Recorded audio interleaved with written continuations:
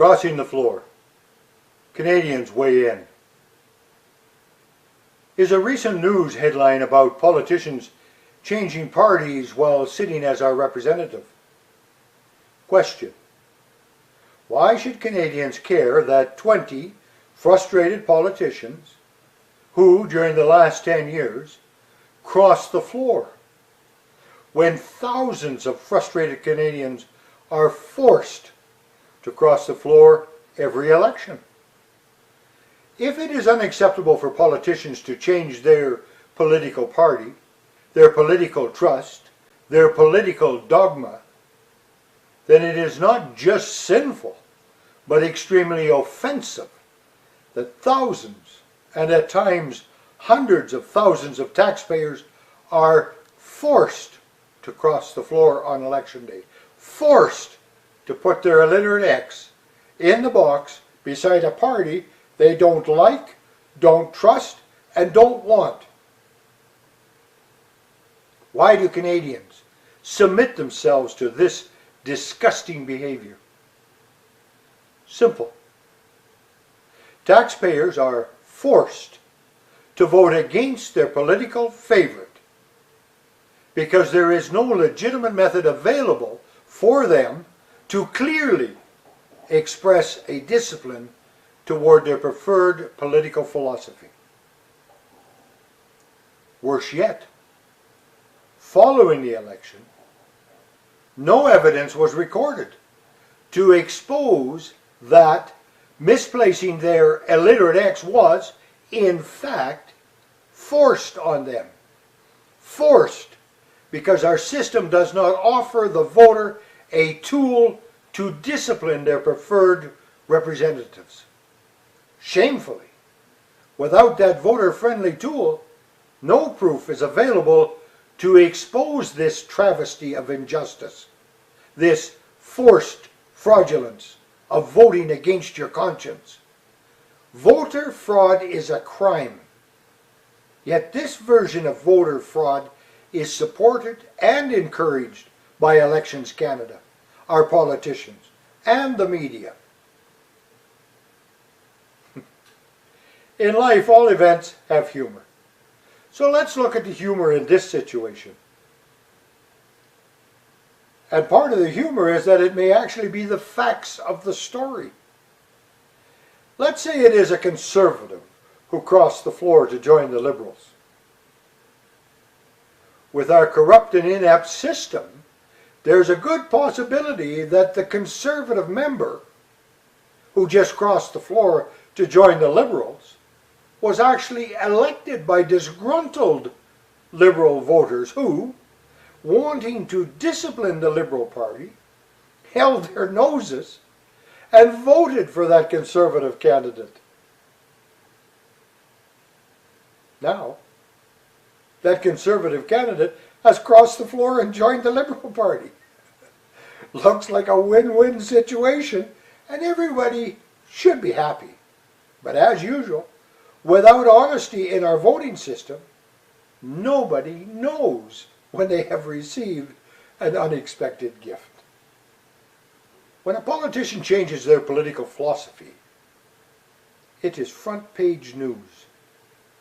But the voter who, in desperation, acts as if he or she has changed his or her political philosophy by voting against their preferred choice, their preferred party, it is just another government abuse that serves only the media and benefits our politicians.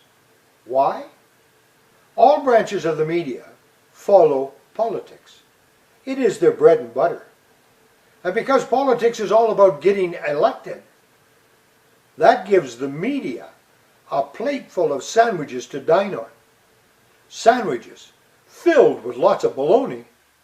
This baloney-only diet fills them with unhealthy thoughts that they have the right to express their non-factual point of view, regardless if it is right or wrong.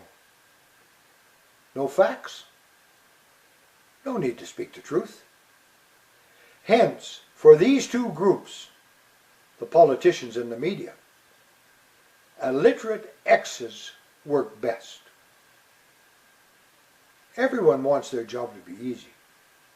Therefore, without real knowledge of not only how, but why voters voted as they did, means that every reason given, although just the speaker or writer's opinion of the unknown facts, their concept of events, is as truthful or as believable as any of the other views. While this non-fact arena ensures lots of stories and debates for the media to cover to justify their jobs, it goes without saying that a large part of that unfounded coverage assists politicians spread their gobbledygook, which they spout to manipulate the election results to glorify themselves, especially the winning group. Throughout the history of our politics, knowledge and truth and facts and honesty are neither needed nor wanted by the politicians. These concepts just get in the way. This blind voting system, accompanied by the inability to accurately understand the illiterate X placed by the voter, the how and why of the vote, enables both groups to pretend that democracy is working. The motto of these groups is a prayer. God, please help me to keep the voters blindfolded. Help us to keep them mute, voiceless. Please, God, don't empower them, and most importantly, for our sake, because we, the servants, as every servant will attest, are greater than our masters, the voter, the citizen. Therefore, help us to keep them voting, happily voting, but as trusting citizens who have, in truth, no hope. If you do not think that this is their prayer or that God doesn't answer prayers, take a look at the system. You will see that the servant has become the master and the master the servant. Great system for politicians and the media. A terrible system for you and I. Please, demand that they change the damn system so that you and I are worth more than an illiterate X on election day. Tell them to adopt the Barnes theory of voting with its value vote ballot. Let's put honesty into our elections. How?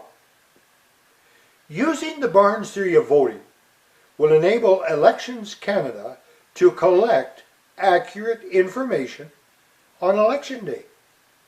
And this collecting will show that voter opinions are valued. How? The voter opinions will be observed, counted, recorded, and used to explain clearly election outcomes. Plus, when necessary, this system will allow voters to publicly discipline their preferred political party, their local candidate, their preferred political philosophy. However, if you prefer being a mushroom, you know, kept in the dark and fed a lot of BS, then keep supporting the inept systems available, which are encouraged and supported by the politicians and the media. If not, demand the government adopt the Barnes theory of voting as our voting system. Thank you for listening. Have yourselves a great day. Bill Barnes, designer of the Value Vote ballot and developer of the Barnes theory of voting. Set yourselves free.